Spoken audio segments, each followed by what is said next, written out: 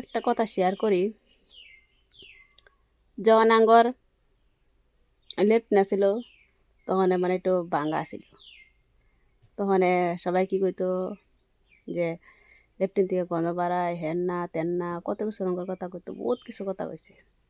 তারপরে কষ্ট মষ্ট করে একটা বাড়া দিকা পাক্কা লেফটিন বানাইলাম।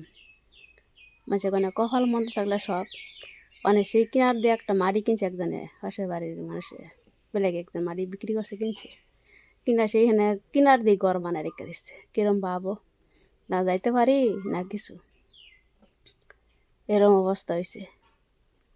তারা হেনের ভাত খাইতেছে, কিনারে বইয়া ভাত খায় সামনে। কিরম ভাবছো ওরা? আচ্ছা কয় না কপাল মন্দ থাকলে মানে যে সব দিকে মন্দ। যেটার প্রবলেমের সলিউশন আমরা বার করছি, যে দূরাত বানাইলে কেউ কিছু কইতো না, সেই প্রবলেমও গিয়ে আবার পড়ে গেছে গা। এরম অবস্থা হয়েছে। তোমার না দেখাইতে পারতেছি না কিছু করতে পারতেছি। একদিন তোমার দেখামো ভিডিওটা বানাইয়া লই, একদিন দেখামো তোমার যে কতটুকু আশেপাশে করে হেরা বানাইছে কর। আর তাদের বাড়ি অনেক ছেলে মানুষ, দেখো যে তুই মামা হোক ছিলে তো,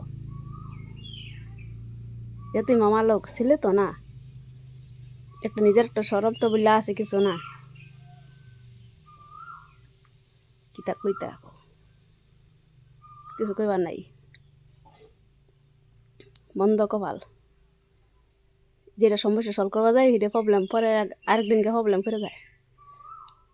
মানে দূরার ভাবছি মানে কাছে বসে প্রবলেম এমন। ঠিক আছে একদিনকার ঘর সম্পূর্ণ থা শুরু হইলে ঝগড়া সৃষ্টি হয়ে যাওয়া।